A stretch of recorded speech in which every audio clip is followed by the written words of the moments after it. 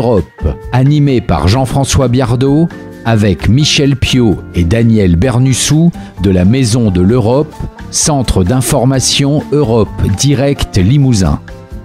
Tout ce qu'on dit sur l'Europe et tout ce qu'on ne dit pas sur l'Europe, eh bien, vous allez le savoir en écoutant cette chronique. Daniel, je suis travailleur, je suis européen.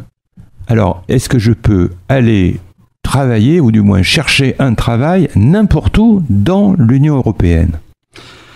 Alors, la réponse est complexe. La mobilité des travailleurs communautaires en Union européenne est inscrite dans le projet européen dès son origine. Article 39 du traité de Rome, la libre circulation des travailleurs est assurée à l'intérieur de la communauté. Jusqu'en 1992, la liberté de circulation est un droit spécifique aux travailleurs européens comme acteurs économiques. Avec la création de l'Union européenne en 1992, ce droit relève désormais du régime général de la liberté de circulation des personnes en tant que citoyens européens. Alors, en quoi consiste exactement la libre circulation des travailleurs communautaires dans l'Union européenne? Car si je ne suis pas communautaire, je ne suis pas concerné. Et puis si je ne vais pas dans l'Union européenne, je ne suis pas concerné non plus. Voilà. Alors, c'est le droit juridique de chercher un emploi, de travailler, de résider à cette fin dans un autre État membre, que le sien évidemment, et d'y demeurer après y avoir occupé cet emploi. À ce titre, les travailleurs détachés, qui n'ont pas accès au marché du travail en tant que tels, ne sont pas concernés. Ce droit, évidemment, ce droit juridique s'accompagne de l'abolition de toute discrimination fondée sur la nationalité entre les travailleurs des États membres. Ainsi, tout ressortissant d'un État membre qui recherche un emploi dans un autre État membre doit avoir accès à l'Office national pour l'emploi de ce pays, pour nous, Pôle emploi.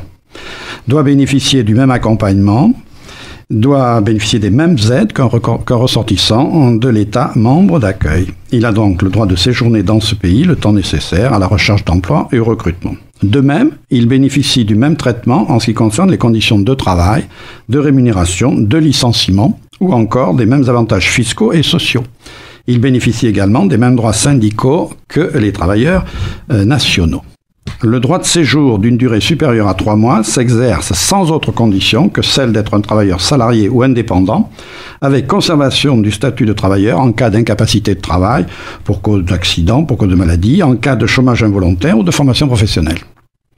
Alors, il y a quand même une restriction à la mobilité des travailleurs communautaires, c'est qu'elle, selon la jurisprudence de la Cour de justice de l'Union européenne, elle ne s'applique pas aux emplois dans l'administration publique, emplois qui comportent une participation directe ou indirecte à l'exercice de la puissance publique et aux fonctions ayant pour intérêt la sauvegarde des intérêts généraux de l'État, des fonctions régaliennes en gros.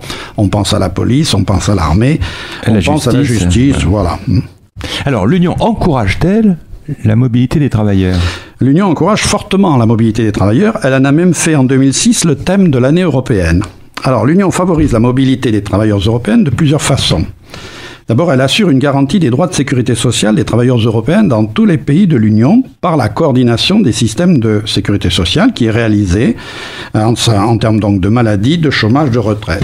En projet, il y a la portabilité des droits acquis en matière de retraite complémentaire. Ça n'est qu'un projet, même si c'est un projet qui a déjà 10 ans d'âge. Par ailleurs, l'Union travaille à la reconnaissance mutuelle des qualifications professionnelles, c'est-à-dire à la reconnaissance par chaque État membre des formations acquises dans les autres États membres de l'Union. Alors ça concerne les professions réglementées, c'est-à-dire des professions qui, pour être exercées dans un pays, nécessitent la possession d'un titre de formation déterminé, un diplôme en gros. Cela intéresse près d'un quart des actifs européens. Or, il faut le savoir, d'un pays à l'autre, la liste des professions réglementées varie beaucoup, d'où l'importance de la reconnaissance des qualifications professionnelles. Alors, au jour d'aujourd'hui, il y a 2 systèmes de reconnaissance des qualifications. Déjà ancienne, il y a la reconnaissance mutuelle automatique pour les professions réglementées dont les exigences minimales de formation ont été harmonisées au niveau européen.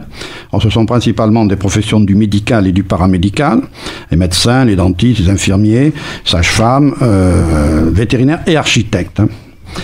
Une carte professionnelle européenne sous forme d'une procédure électronique permet de faire reconnaître sa qualification professionnelle. Elle a été créée en 2013, elle est mise en place profession par profession en 2016 et elle intéresse aujourd'hui les infirmiers, les pharmaciens, les kinés, les agents immobiliers et, étonnant, les guides de montagne. Pour les autres professions réglementées, existe ce que l'on appelle le système général de reconnaissance par équivalence de niveau, mais sans automaticité. Donc il faut qu'il y ait harmonisation entre les pays. Comment on s'y retrouve? Est-ce qu'il y a une base de données, par exemple, des professions réglementées? Absolument. Voilà. Il y a une base de données des professions réglementées. Tout ça est tout à fait public. Et je crois qu'il faut inviter les auditeurs que ça intéresserait à s'y reporter. D'autant que cette base, elle est complétée par 2 outils d'information sur la mobilité de l'emploi en Europe.